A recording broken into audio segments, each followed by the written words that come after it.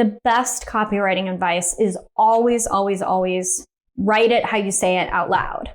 So if you read it out loud and it doesn't sound like something that you would actually say, just go back. And that is going to turn out probably way more casual than what you first wrote. The end result is like, you're going to be like, can I really send that? That would work so well.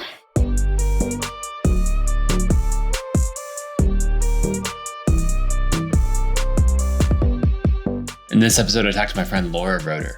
Laura and I have been friends for a long time, maybe 9, 10 years, even longer. And I've learned so much from her over the years that it's great to have her on the podcast. So Laura started an online community, in a course called Creating Fame. She's done a bunch of stuff a long time ago in the internet space. She's one of the people who's been doing it for, since the early days. And then she got into software with a company called Meet Edgar, which was social media scheduling. She grew that to be quite a successful company and then sold it. We talked about that a bit in the episode. And now she's working at another software company called Paperball, which is software for coaches to manage their business. So there's just so much that you can learn from Laura. I love her direct, blunt style that she's always had. She's given me so much advice over the years. And you just get to tune in and basically as we jump on a call, hit record immediately and just start catching up. So I hope you enjoyed the episode. And one quick thing, if you wouldn't mind leaving reviews and subscribing to the podcast. If you're watching on YouTube or wherever else, like subscribe on YouTube. And then, if you're listening on iTunes or Spotify, go subscribe on those channels. We're definitely trying to grow the audience of the show. And then, leave a comment or actually, I can't even talk. Leave a comment or a review, and I'd appreciate it. All right, let's dive in. Laura, welcome to the show. Thank you. I had to invite myself to your show, but you said yes. So it's sort of like you invited me. I said yes immediately. Very quickly. So, I think it was a hell yes, too. I don't remember. Okay, good. At least it was from me. Whether I put that in words in our text or Twitter DMs. I don't know. We have not talked other than the occasional text message, in years. I know. Yeah. There's I moved to a different country and then there's pandemic. And so, it's been a long time. Yeah. There's so many things. I was actually writing a story about, I'm trying to think where I put it. In my private newsletter, about you and I at dinner in Denver years ago. Okay. Yeah, exactly. You're like, okay, where is this going? Yeah. I know where it's going. I know the story you're going to tell. So we're at this super fancy conference. I think it was at the Four Seasons or some nice hotel and all that. And then they'd planned this great dinner at, I don't know, some fusion restaurant. And it was really good. It was just, I had a couple issues. One, they had 37 courses for the food. And every course, 60 people who needed to eat all this food. Yeah. And it was so loud. Mm-hmm. And I don't function well in loud environments. I'm just I don't know. So I wanted to leave. We were enjoying it, but I wanted to leave because you couldn't really have a great conversation, all that. But I also really wanted dessert. And so at one point you're like, hey, let's go. And I was like, well, no, and they had the place cards with the menu, and I could see that there was another course and then dessert, something like that. And I was like, no, I just want to stay for that. And the way I remember it is you leaned forward because it was loud enough that it was hard to hear. And you're like, Nathan, you're a millionaire. Buy your own fucking dessert. And it was a good point. You can afford to buy dessert. You don't have to get the free dessert here. And we did I think we got ice cream. Yeah. And then we went and got ice cream. We probably spent, $10 on it for total, and it was a great time. But anyway, the reason that I like that story, the reason I tell that story is one, it helped me shape mindset around money because there's a lot of things in that where, you realize you're holding on to things that you don't need to. But then it's also the perfect story of the relationship that you and I have had over the last, I don't know what, 9 years or something, where you're just straight to the point with candid feedback and where you're just why are you doing this? Yeah. So anyway, it's good to have you on the podcast and catch up and hang out because, I just want to hear what's been going on. And, if you have other things where, where you're why are you doing this? And cut to the point with very direct feedback. I'm here for it. I think I want to add to that story too, because I think there's another kind of lesson in that story, which is also just a kind of like life is short. And sometimes we feel these obligations that no one else actually cares about, because I remember we were talking about it and we're like, we don't want to be rude. Like, obviously, the people who organized this conference put a lot of time and money into putting this dinner together. But it was this massive dinner. We weren't, coming up to the organizers saying like, this dinner is terrible. Like, we just left kind of early. I'm sure they did not care at all. And if they did care, I would say like, guys, you're a little too invested in how long people are staying at the dinner. You know what I mean? But so I think sometimes we find ourselves doing these things because we feel some sort of obligation, or we feel like we have to, or we feel like, we're not allowed to. And I think it's just a lesson in questioning, kind of checking in with yourself. Actually, did I make a commitment to someone to stay for this entire dinner? Like, no, I did not. I can go. It's fine. Yeah. Well, it just makes me think. I used to do a ton of things in life out of obligation. Whether it was if someone invited me to something, especially a family member, any of that, like I would just always go, even if I didn't necessarily want to. And so maybe around that time, I'm trying to think when it was. Or probably I made this shift. I had a couple other family members who I could tell didn't do anything out of obligation. And sometimes it was annoying. But they set a good model. Like, you knew that if they were somewhere, it's because they wanted to be there. And like that, they showed up differently because of that. And it actually, when they were at an event or spending time with you, like, it felt different because you knew they wanted to be there. And if they didn't want to be there, they'd be like, hey, I'm going to go do something else now, and I'd leave. And so it was a whole shift for me, probably about that time, of realizing how much I did out of obligation, and then how that like would come across for other people. Yeah. There's a great phrase that I learned from, there's this woman called Mama Gina. She teaches Mama Gina's School of Womanly Arts. So if you're listening and you're interested, you can just Google that and get into her whole world. I can't even start to explain what it is. But some lingo from that community is, you'll ask someone, is it in your pleasure to do something? And then someone will say, it is in my pleasure. And if you're talking to someone from that community, that means that they truly do want to. So it's great, especially if you're asking for a favor or something like that. Like, you would say, would it be in your pleasure to pick me up from the airport? And they're like, yeah, it would be in my pleasure, or no, it would not be in my pleasure. Like that's going to be a huge hassle to me. It doesn't sound fun. I'd rather just see you when you're there. And it's just a great way to have this very straightforward communication that you genuinely know that both parties are you don't have to think, oh, what if they just said yes because they feel bad, but actually they're going to have to find a babysitter and, to go pick me up from the airport. You don't have to have that whole conversation of figuring out what they really want. It's like, is it in your pleasure? There's another version of this that I ran into last night where I bought the house that I grew up in from my dad because he's retiring. He didn't want to, have that big of a house. It's up in the mountains. And so it like has a lot of nostalgia for me, but we're remodeling it and we're going to use it as a vacation home part of the time, but mostly like rent it out on Airbnb and that kind of thing. So in the whole process of doing it, I hired a designer where I'm talking to like a house stager designer to do the whole layout for it, or not the layout, all the furniture and decor and everything. And we were just going back and forth and it wasn't quite working. Like the prices were much higher than I expected. And I couldn't tell if they really wanted to do this project because they kept trying to find some way to make it work, or if they really wanted to work with us or what it was.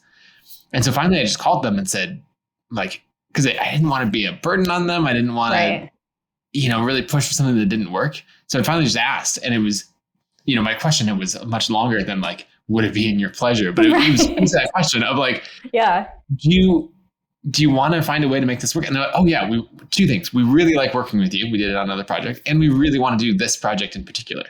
And it was just interesting being able to ask so directly and then to get such an honest answer back. And then I was totally confident they weren't doing it just because they, needed the money, or they like didn't want to let us down or something. It's like, no, we really want to do this. Let's find a way to make it work. And I was like, oh, great. And so I just love that candid communication where you're like honest with yourself and honest with the other person. Well, I now know that this is also a very American trait because I live in the UK, which is famous for indirect conversation. And it is a cultural thing I've had to learn here. It sounds funny, but the tea thing is real. For British people really do drink a lot of tea. And if someone comes to your house, you have to offer them a cup of tea. And I learned that you do not just offer them a cup of tea once. You're like, do you want a cup of tea? And they're like, no. And then you're like, are you sure? And they're like, no. And then you have to say, well, I'm having a cup of tea. So would you want one? And then they'll say, go on. So you have to ask several times, which for me, honestly, is a little bit frustrating because as we've established, do prefer a much more direct style of communication. And also you're then expected to drink the tea, even if you didn't want tea, because then you had to pretend that you were making some for you. And then you can't just not have some for you. And then you do have to make some for you. And then you just sit there and drink it. So it's okay. I've adapted. It's not that big a deal to have to ask a few times. Yeah, you can manage it. Is there some way that we tie this into business? We don't have to, but I'm just thinking about it. No, I think the way that it ties into business is, I guess your personal preferences may vary, right? But I think giving people permission to create this culture of more direct communication, with their team, with their clients, with the people that they work with, and talking about it, right? Like it's really useful to actually explicitly talk about it. Whether you resonate with the phrase "isn't in your pleasure," that's totally a phrase that you can use at work, or maybe you want to have another way that you're going to say it. But yeah, so that you can communicate with people without all this dancing around the topic and just knowing that that's totally okay. And I think a lot of people prefer to communicate that way. Yeah, and I think setting an expectation beforehand, like if you were to start working with someone, I've seen people write these. Like the handbook for working with Nathan, this is the way that I think, this is what I prefer, when I show up at work at my best, this is what I'm like. When I'm at my worst, it usually shows up like this, that type of thing. And that's the most formal version of it if you wrote it all out. But an informal version would be like, hey, I really value direct communication. And so I'm going to tell you if I want something or don't want something. And you can just trust me and take me at my word.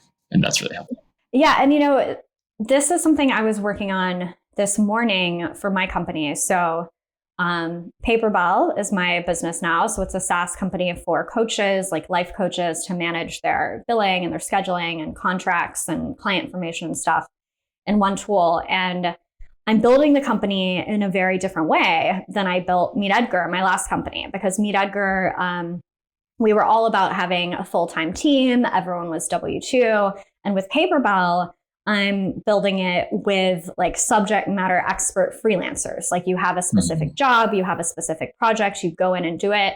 It's a very different environment because there's not, we have a Slack. There's basically no chit chat that happens on the Slack.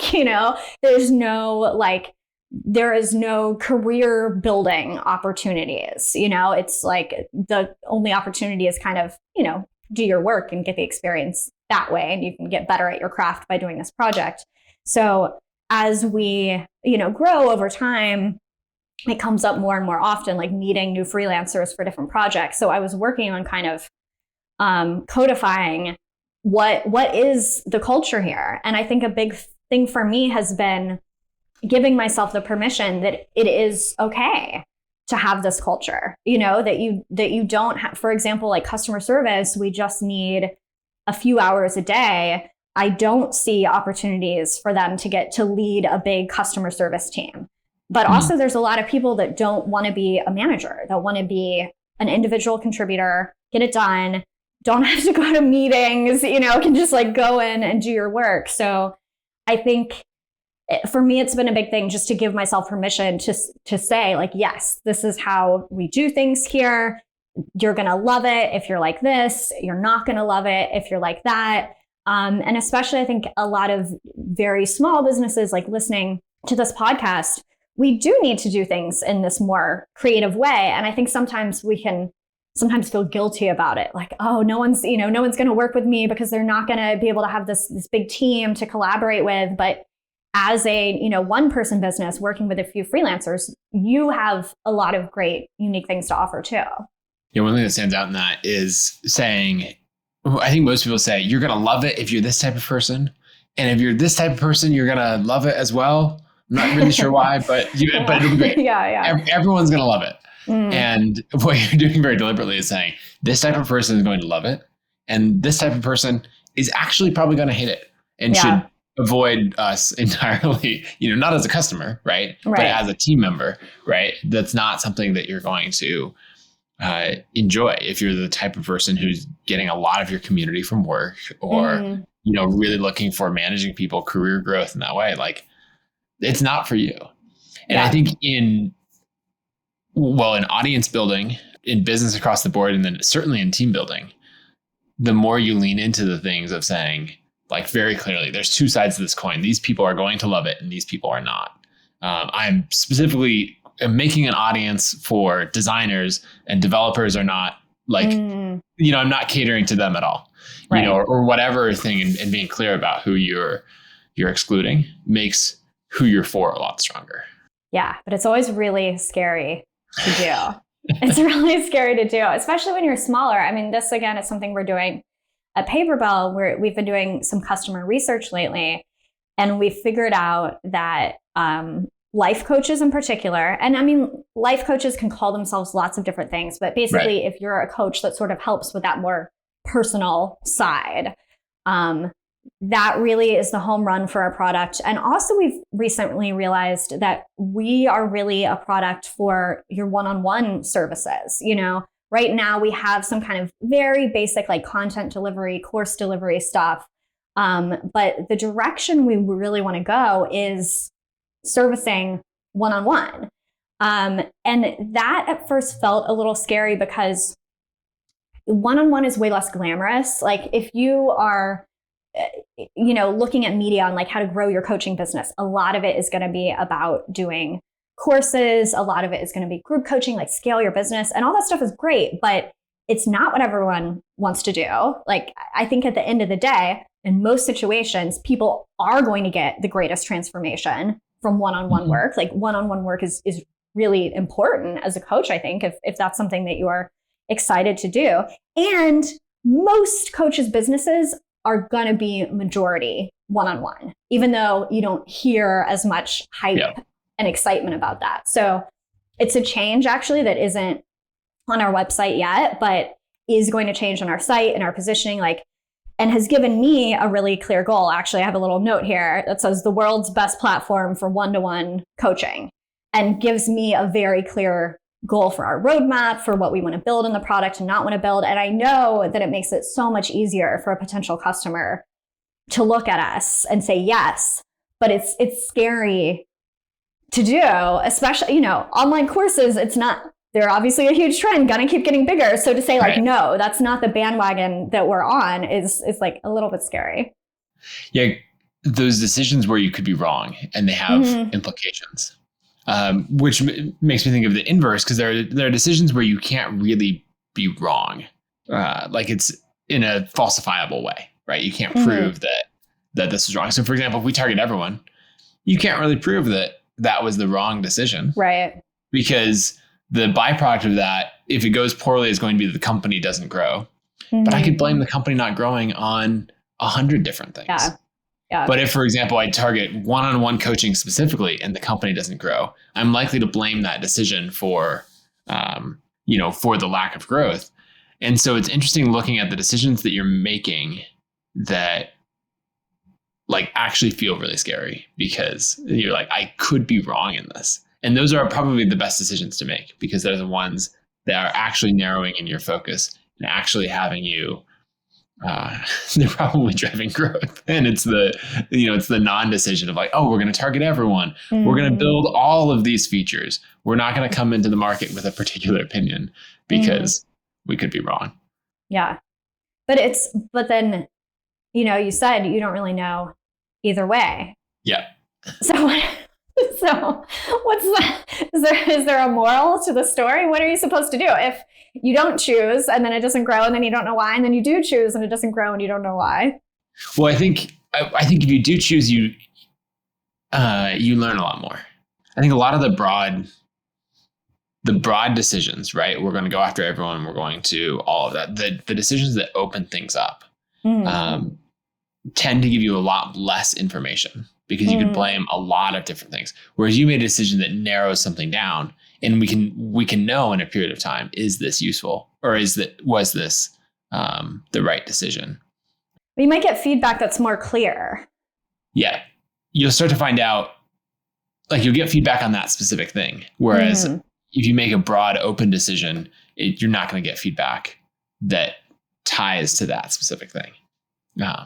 Anyway, all that said, I'm a huge fan of like narrowing in and focusing. As you know, we did that with Convertkit because your feedback is very precise.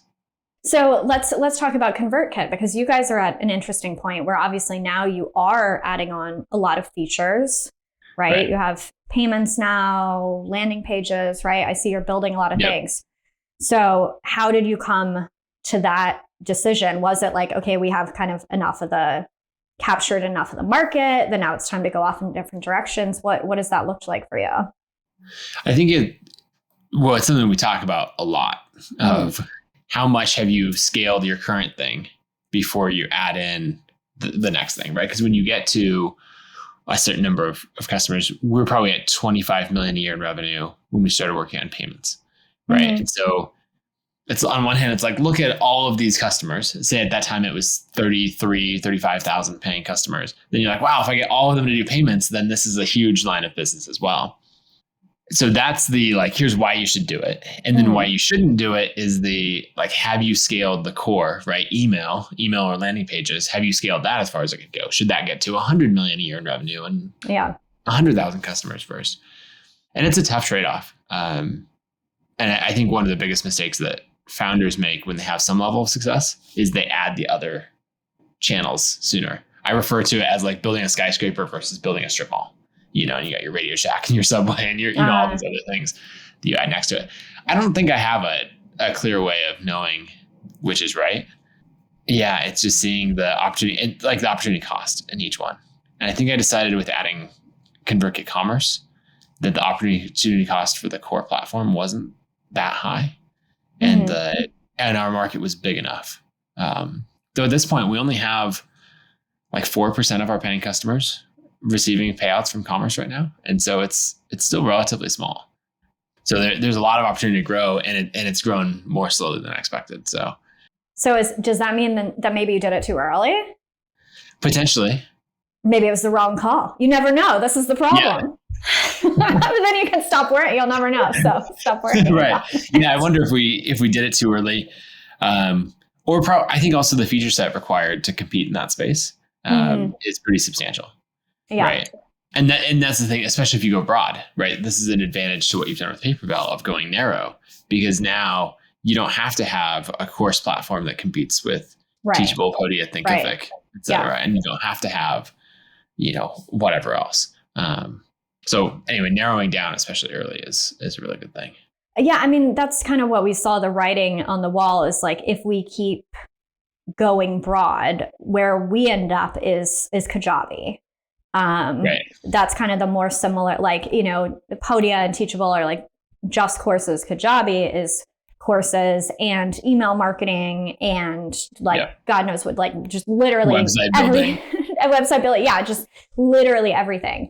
And I'm like, I do not want to build, like, personally, I just don't love that kind of all-in-one software. It's just like, it's not the company I want to have. It's not what I want to build.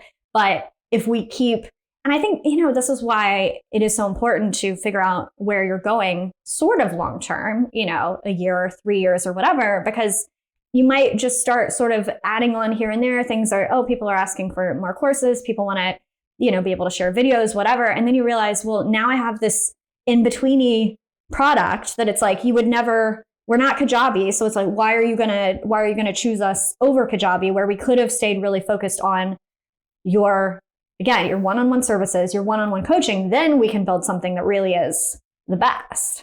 Yeah. And being the best for a narrow market. And then you can choose how to expand from there. Right. So it's probably about feature set. It's customer traction, how established your feature set is in your core market, before expanding. There's a ton of things that I want to ask you about Paperball. Yeah. I actually want to go back to Edgar for a second. When did you change from calling it from Edgar to Meet Edgar? Because it was originally Edgar, right? Yes. I think very few people would know that. What happened was it was originally Edgar. Our domain name was meetedgar.com. Edgar.com is actually some sort of like securities thing. There's something called Edgar in all caps. So we're never going to get that. So we made the domain meetedgar.com, but then everyone was calling it Meet Edgar. And we're like, it's actually kind of a better name as far as like easy to Google, because Edgar is it's always Edgar Allan Poe. If you just Google Edgar, if you Google Meet Edgar and the securities thing, if you Google Meet Edgar, you're always going to get us. So we actually did switch like the brand and the logo and the stuff to be Meet Edgar. Yeah. Yeah. And you've always been good with branding, and like Meet Edgar had the world's cutest octopus. Cutest octopus. People love that octopus. Okay. So since we last talked, you've sold Meet Edgar. Oh, look at that. An octopus cameo. What brought you to selling Meet Edgar, and how'd that process go? Yeah. Well, so first I have to mention that I wrote a really detailed blog post about like the actual selling process. It's on my name, lauraroeder.com. So if you're interested in selling a business, especially a software business, but I think useful for anyone, go read that blog post. But the decision to sell the business was definitely a long journey. So the business was 7 years old when I sold it. We launched in 2014 and we sold at the end of 2021. So, for a software company, that's kind of a while. Yeah. And I had taken myself gradually more and more out of the business over those years. So for a while I was CEO, but I had a head of operations kind of running the day to day. And then actually when I moved to the UK, I was living in the US and all our team was always remote, but all in the US. And when I moved from the US to the UK, which was about 4 years ago now, it created a huge distance in a way that I wasn't totally anticipating, because we had been remote, but we always worked in this kind of real-time remote way where we would have a lot of meetings. We had a lot of we're all in America, a lot of overlapping work hours.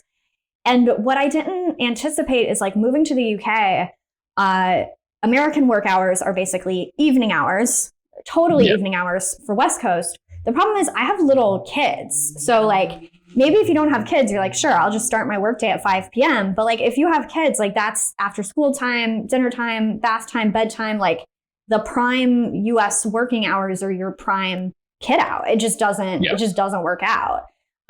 So at that point, I was sort of not forced to, I'd been on the path already, but that was kind of a forcing function and saying like, okay, I'm going to move the head of operations to a president role.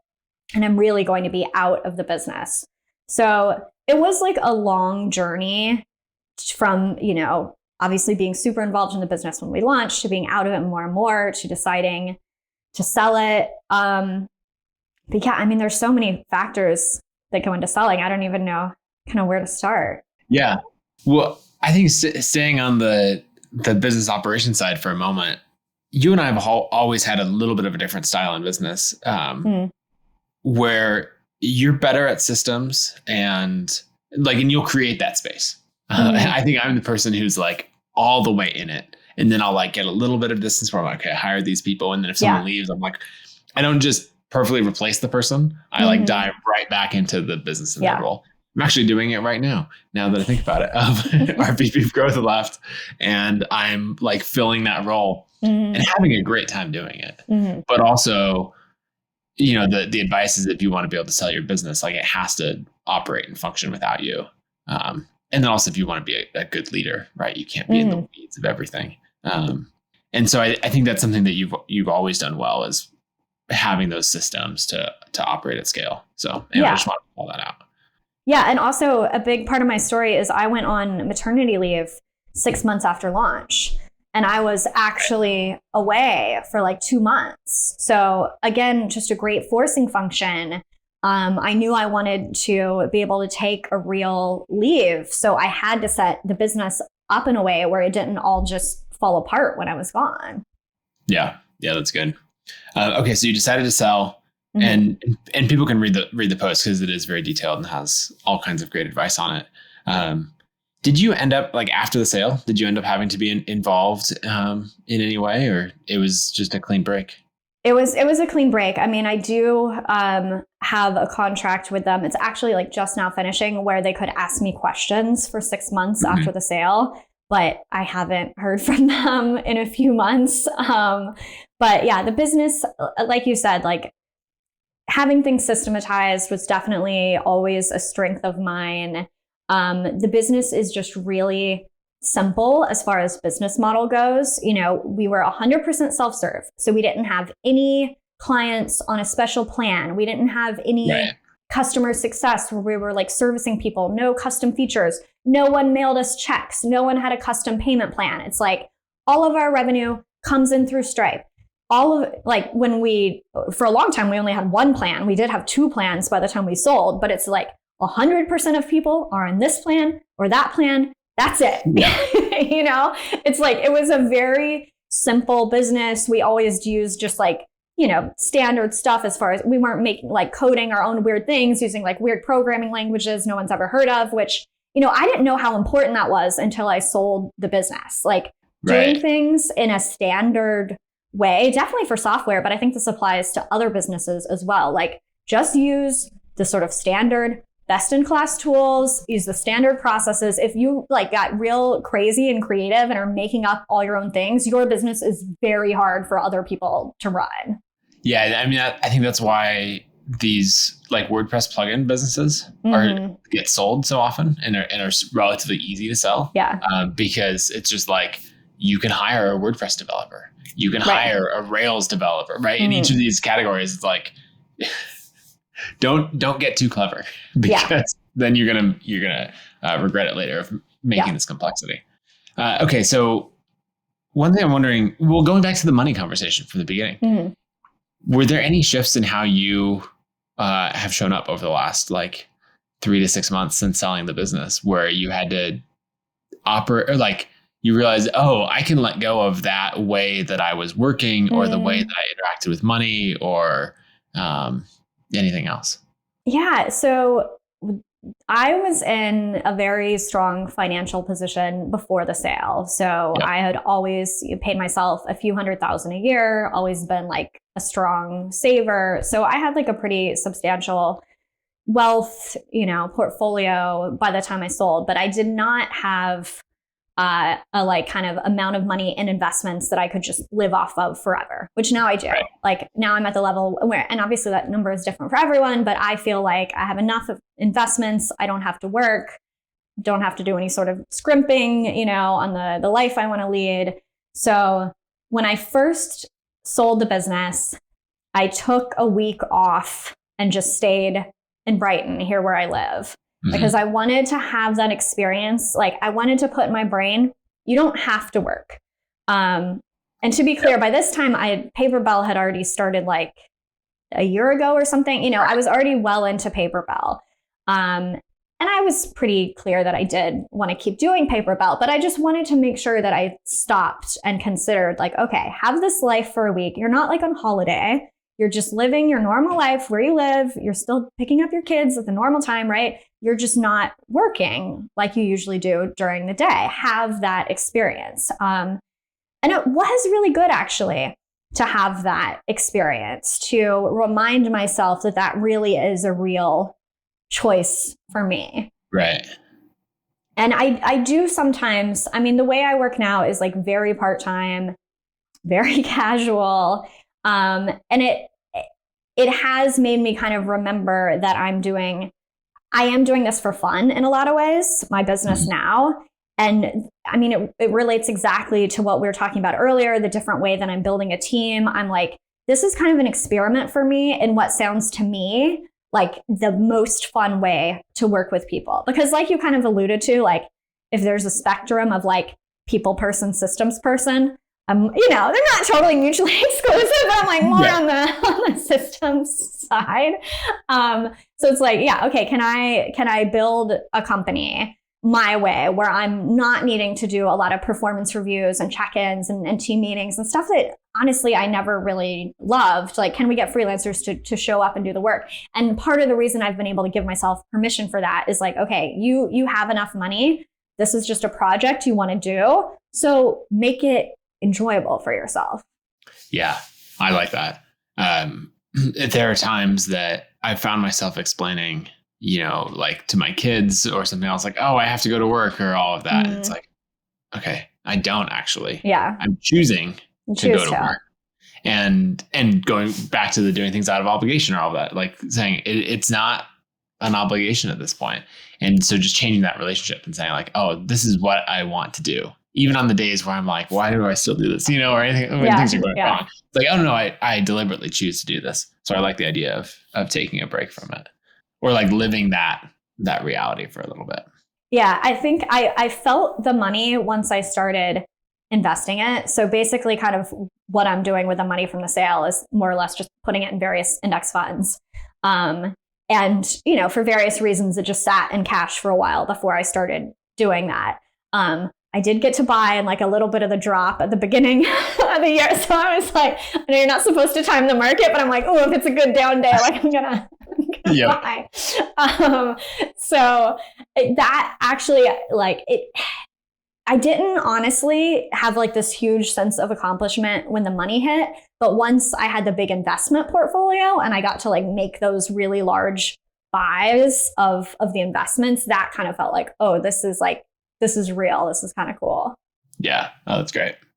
Okay. Let's go back to branding for a second because, we have Meet Edgar. We talked about the domain there and how like the domain that you ended up with ended up changing the name of the business slightly. With Paperball, which by the way, I just love because no one's ever going to misspell it. Like it has a fun, positive, playful connotation. You get all these people giving advice of like names don't matter, like just pick something. And I like firmly disagree. I think it matters quite a bit. And so I really like Paperball as a name. I guess two questions. One, how'd you come up with it? And then two, you started with paperball.io. And so I want to get into you acquired the .com. I also wrote a blog post about this. So again, look on my blog. So my process for Paperball was actually to start with the .com. Even though we did have the IO very early, I knew I could buy the .com. Okay. So basically what I did is I'm like, I want a business where I can get the .com so I don't have to have this thing happen where you have to pay $500,000, right, for the .com down the road. So when I was brainstorming names, what I did was I wanted a name. I mean, Convertkit follows this formula. Your failed name didn't follow this formula, by the way. ConvertKit is two real words. So everyone knows how to spell it. Everyone knows how to say it. But because it's two real words and not one, it is still very Googleable. I think the absolute worst names, there are so many startup names now that are like Pin, Cup. And I'm like, how is anyone supposed to Google that? Like I tweeted the other day, I'm like, I found another Fathom. I found like 4 startups that are all called Fathom. How are you supposed to find them? Or they'll be called like Screen. I'm like, you can't type in the word screen and find your like enterprise analytics tool or whatever. So just having 2 words instead of 1 word solves that, which ConvertKit has. So that's sort of my formula is like put 2 real words together. I found a bunch of words that I kind of liked the sound and feel of. And then I went to premium domain sites. I think my budget was like $3,000. I went to premium domain sites to find, I think a lot of people look for domains that are just fully available, which is like, well, there's not that many that are just unregistered. Right. But if you have $500, $1,000, $5,000, like the world is your oyster for some pretty good .coms. So we were always planning to buy the .com.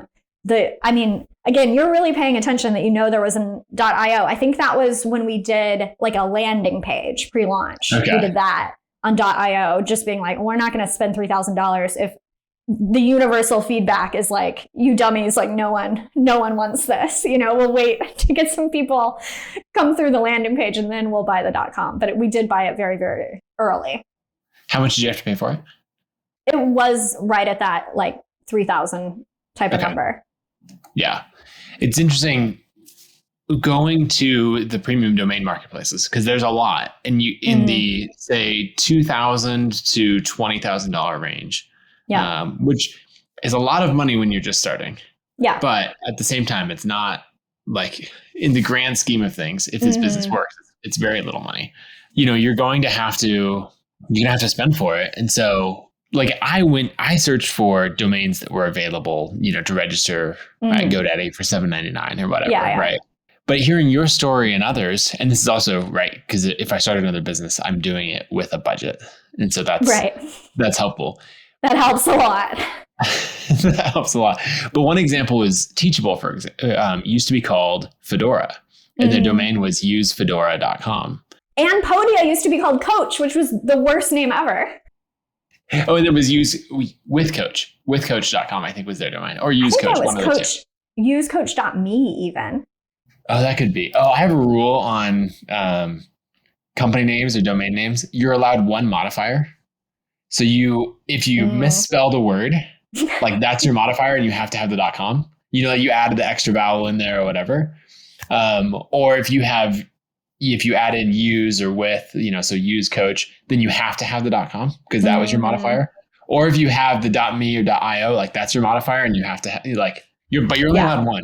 And it upsets me when people are like, usecoach.io or some misspelling. Anyway, only allowed one modifier.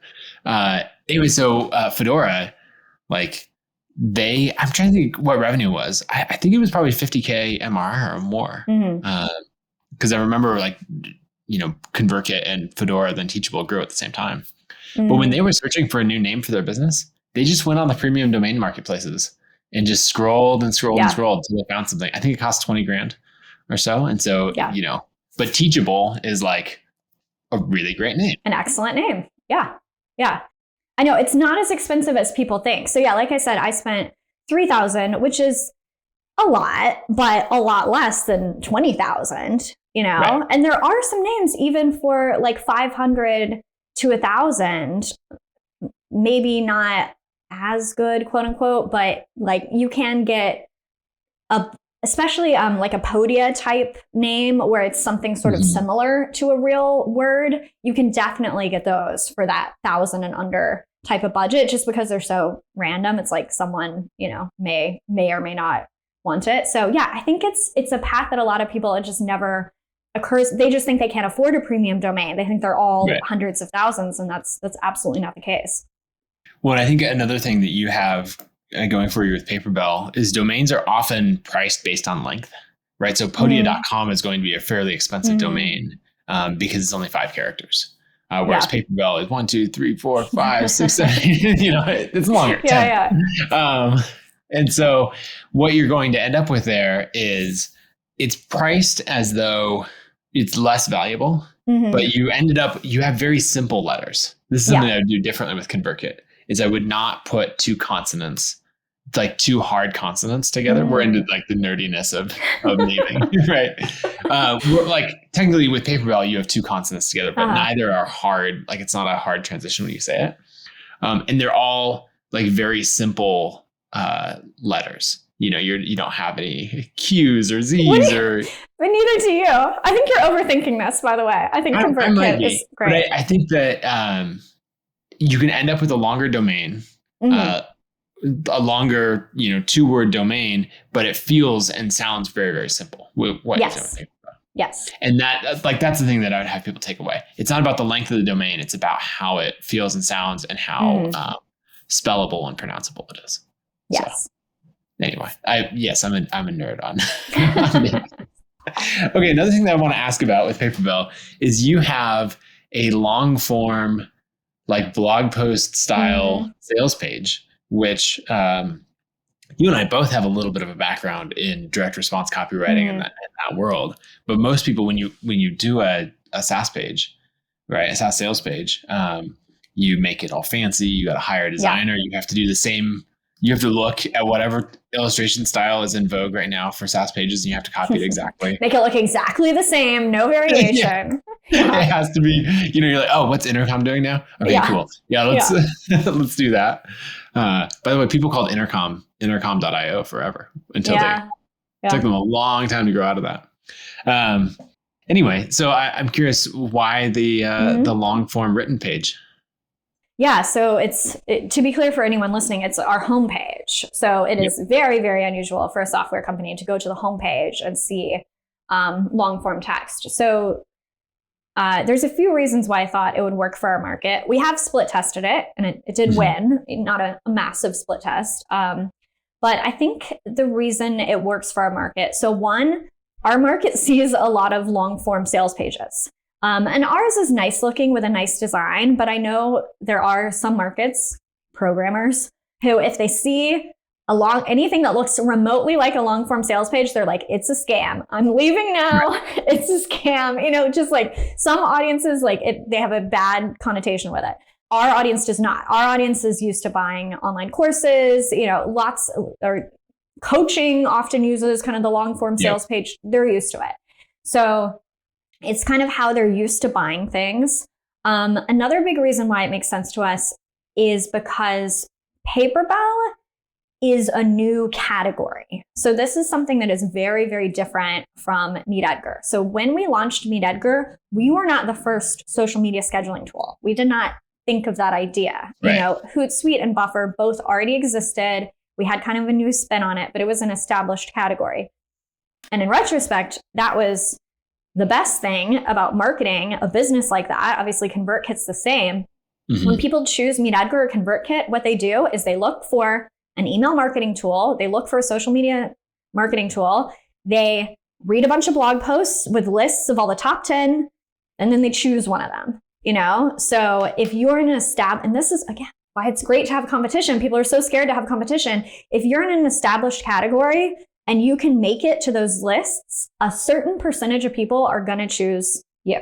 That's just kind of how it is. That's kind of how marketing those businesses is at the end of the day. People go to the category consciously. They have to make a choice out of the category, give them a reason to choose you. Paperball is very different. So we are creating a new category. Most coaches are not actively looking for a tool to manage their scheduling and payments and client admin in one place. It's a new idea. So if we just present them with here's the software features, it's well, I wasn't looking for those software features. It's something that often isn't going to connect with them right off the bat. But if we're telling the story, and for Paperball, a lot of the story is your love is of doing the work with your clients. You do not care about the business admin. You wish the business admin didn't exist. You absolutely hate asking for money. You hate sending reminder emails. You hate sending a contract and then they didn't sign it and you have to remind them again before you can actually work together. You hate all of that stuff. You want to focus on the coaching. So we have to sort of back into things where we're like, we know what's up with you. You want to coach. You don't want to do this business admin stuff. Good news.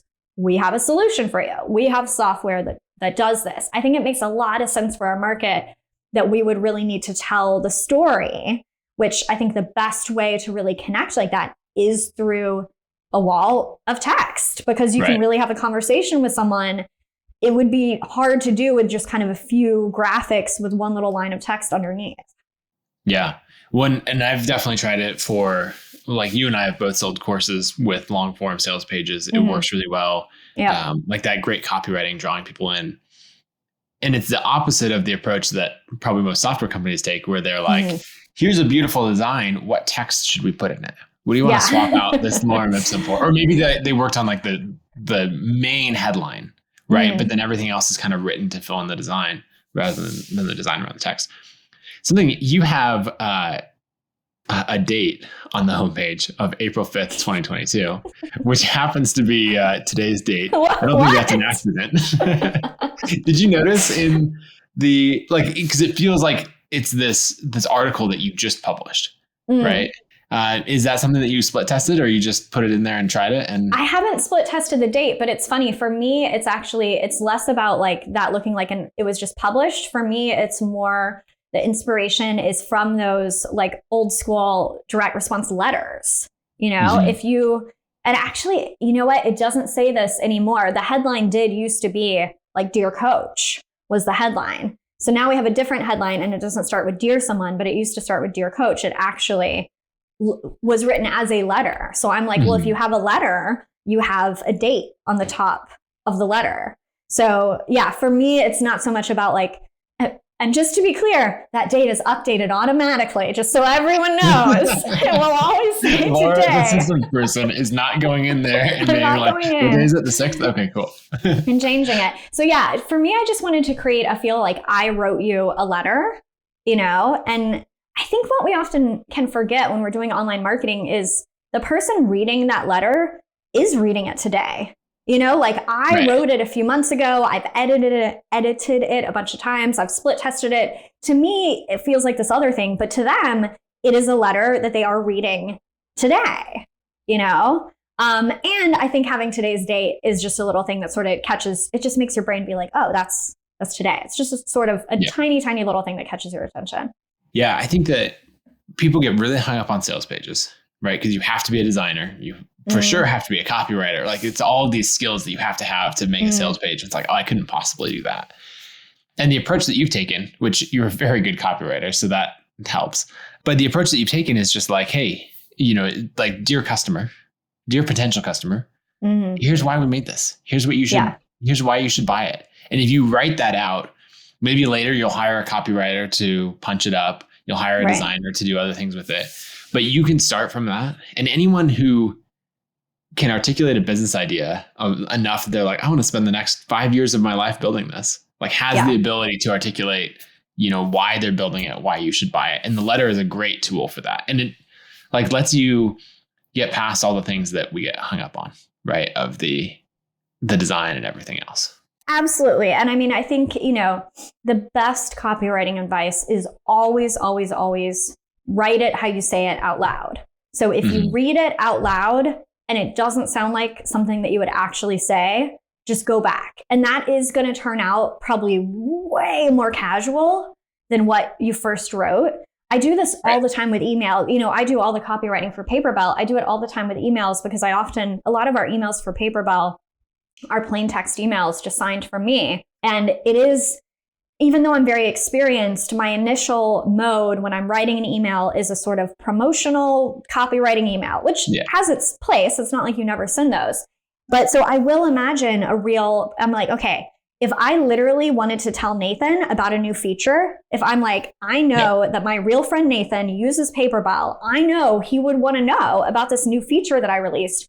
What would I write in that real email to him? That is always going to be excellent copywriting, but it can be hard to make yourself do. And the end result is like, you're going to be like, can I really send that? Because what I would really say to him is, sometimes it's like, oh, release something new. No, you wanted it in a new calendar. Check out the link here.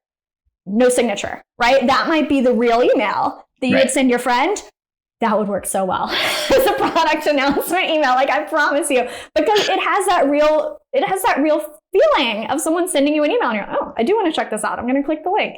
Yeah. That advice is probably the best for writing, of like writing to a single person. I've actually written an entire book once to a single person and it really helped. My book, Designing Web Applications, was written to my brother-in-law who was getting into designing web applications at the time.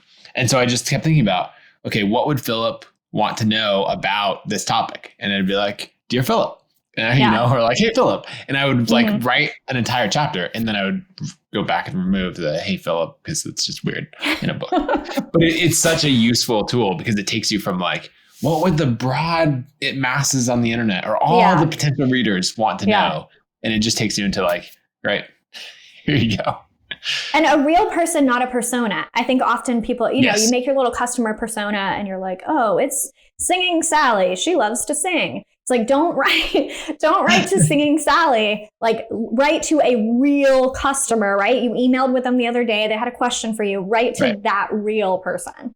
Yeah. And then if you're like, I don't know who that real person is, like, well, you need to have a lot more calls and do a lot more customer research because. Right. If you don't know one real human who might be like, because they don't even have to have bought yet, right? It's just like a real human that may be interested in purchasing is all we're talking about here. Yeah, for sure. Okay. You have a headline. So Paperball is 2 years old now? Yeah. Is that right? Okay. Almost 2 years old. Almost 2 years old. Mm-hmm. You have on here, the headline for the page is the little tool that paid out over $2 million to coaches last year. Yeah. First, that's phenomenal. Like in year, I don't know, year half to year 1.5, basically. Is that what that is? Yeah. Because that was in the 2021 calendar year. And how that headline happened is, so I work with my husband, Chris, is our developer who built Paperball. So we're not the payment processor. We connect with your Stripe account and process payments. But he was like, doing something, and he happened to come across the total volume that we processed in 2021. And he goes, did you know that we processed like 2 million? I was like, what? I was shocked. I had no idea, because we don't really see it. We're not, it's kind of on the customer's radar. Like it's not really on our dashboard. It's like on their dashboard. So I was floored. I had no idea it was that much money. And I'm like, that is too good not to use in our marketing. Like we have to use that in our marketing somewhere. I'm like, that's so good. That's the headline of our homepage. That's so good. Yeah.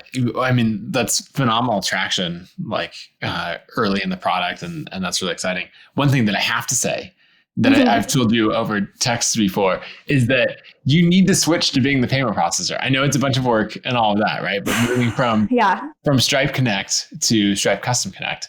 Now, if it makes you feel any better, we talked about Kajabi earlier. They are at $1 billion run rate on payments. They're not the payment processor. Or maybe now they are, but like a year ago when I was talking to the team, I'm like, what are you doing? This is a huge revenue stream. Like, and I mean, that's part of why we built out Convertkit Commerce, right? Is that we are the payment processor. That's a revenue stream for us. Listen, nobody's using that thing. You already told me. Yeah. It's still going to make like... Don't try to hype it up now. Yeah, exactly. No, I'm trying to think. It probably makes us $25,000 a month in payment processing fees. That's a lot. Yeah. And we're just getting started. And so, because the other thing that's going to happen, right, is the sooner you make that switch, then people will be building on their Paperball accounts, right? And then all future payments will go from that. Whereas that whole base that is, on their Stripe accounts is going to, like, those customers will always be on their Stripe accounts. They're not going to migrate to this other system, most likely without manual work. This is a boring topic for listeners, so I'm just going to ask you one question about it, I think. So do you guys have to limit the types of businesses that are allowed to use commerce? We have to limit the countries. So we're only in about 40 countries. Like Honeybook, you cannot be a travel agent and use Honeybook because they're the payment processor. Oh, we haven't noticed any restrictions like that. Okay. Show your lawyer this video. Ask them about travel agents. Yeah, exactly. That's weird that travel agents is the one, I know. I have no idea why. Not them specifically. So you are taking on, more risk. There's potential for fraud. There's other things. Right. But just on the long-term scale of the business, it's something that you should definitely start where you did. And then I'm going to be that person who's like, okay. But then it's going to be like, go over to Chris and be like, all right, Chris, we need to rewrite this, just this portion of it. Just this part. It'll be good. Cause you would have made, $50,000 last year on that 2 million. Yeah. Yeah. I mean, we're still small. That's a lot. Yeah. So anyway, a lot of that would have gotten then paid on to Visa, but still. Okay. Where are you going from here? What, as you scale Paperball, what's the plan going forward? I mean, the plan is to stay really focused and be that best tool.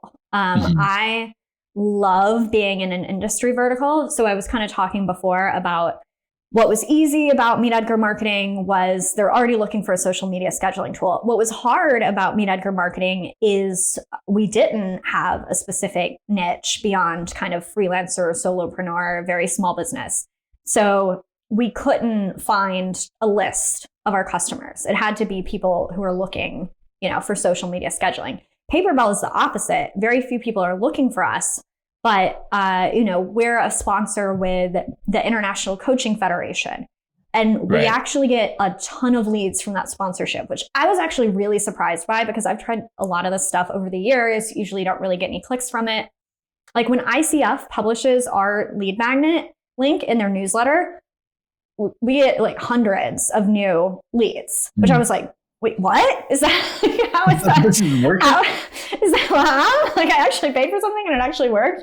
But it's a really targeted audience, and we're giving them a really targeted offer. So the plan for Paperball, maybe someday in the future we'll expand to other industry verticals. I think if we do expand, it will be industry vertical as opposed to expanding the tool. I think it'll be, a similar version of the tool for other, basically, because the tool works for a service professional who sells one-on-one sessions, which is a lot of different people. We're not designed for you if you let the clock run and then you bill your hours. We're not designed for you if you're sending deliverables to your clients. But if what you sell is that one-on-one session, it's an excellent tool. And, coaches and consultants are not the only profession that have that model. But yeah, what sounds really exciting to me is to keep working towards that goal of having the absolute best tool for coaches. It's a really quickly growing industry, both the coaching industry and the coaching software industry. Like a lot of tools like us are launching all the time, which I genuinely think is great, because my vision is for coaches to know that they need a Paperball. If I would prefer that they use Paperball, but I see a future in which coaches, it's just obvious, like, okay, you need a Paperball.